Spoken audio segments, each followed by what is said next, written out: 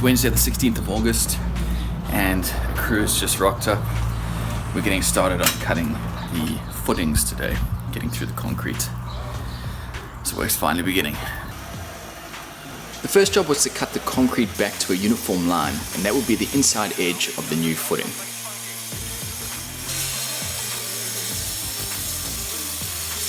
It's about 10 o'clock, and this has been going on for a couple of hours now.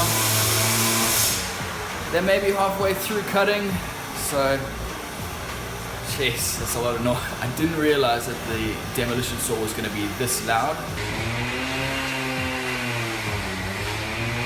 This is what my day is going to sound like. I couldn't believe how much concrete came out of such a small area. At this stage we've gone through 2 skips worth of it already. It's the end of the day, the guys have gone and they made good progress.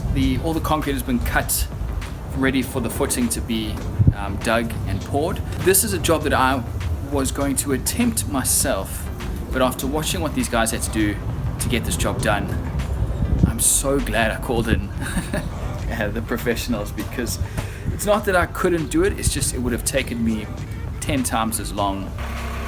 The next day the house levelers arrived and started by digging the existing concrete posts out of the ground.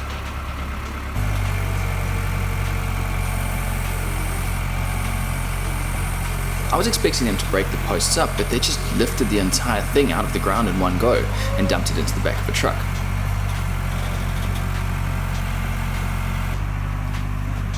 This was also the moment when I realized that one half of my house had its posts removed, and all that was holding it up were some props and jacks.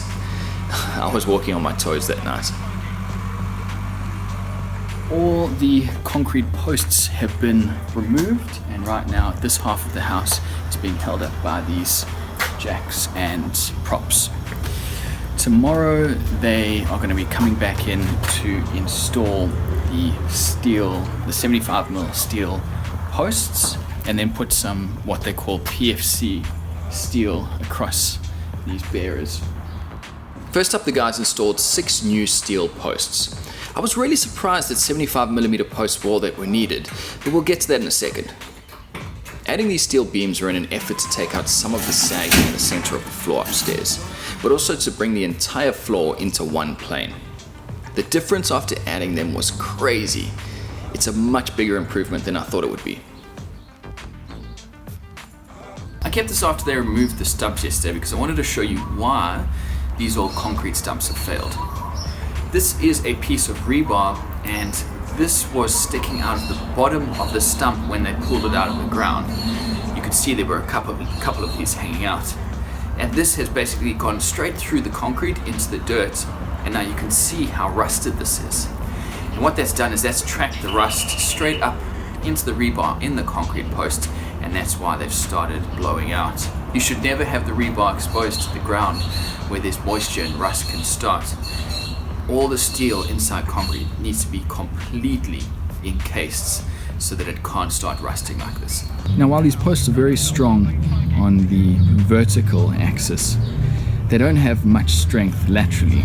So what you would normally do next is put in a diagonal from one corner to the next. You put in about 6 of those, 3 in this direction, 3 in that direction, in various places around the house. That stiffens it up and stops it from moving side to side or racking. But because in my case I'm building a wall straight over this, I'm not going to need to worry about that, because that wall is going to be a rigid, solid structure running all the way across and then all the way across. So I don't need to worry about that racking, and I don't need to worry about installing any of those diagonals, because the wall is going to take all of that load. Next up was digging the new footings for the concrete block wall.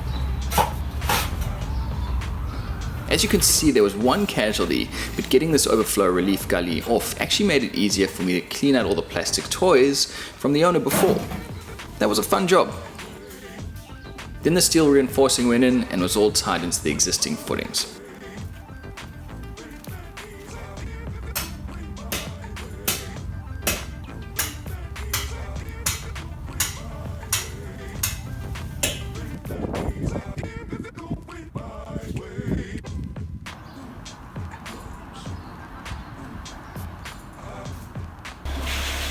The next day the concrete truck arrived and we poured the new footings.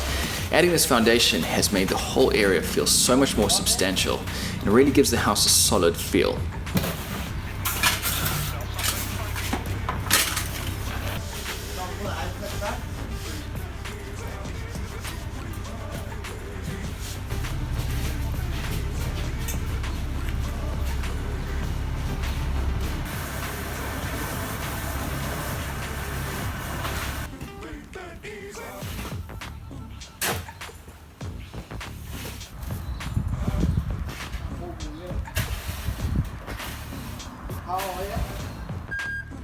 Later that day, the truck with the blocks arrived and they were laid out next to the house.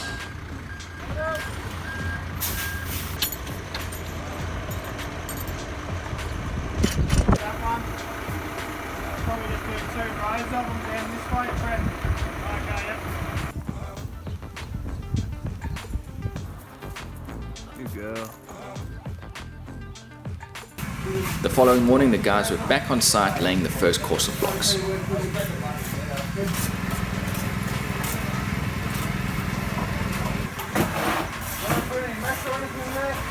The last few days, everything has sort of come together really quickly, so I haven't been out here filming the progress, but I thought I'd give you guys a quick update on where I am at this moment.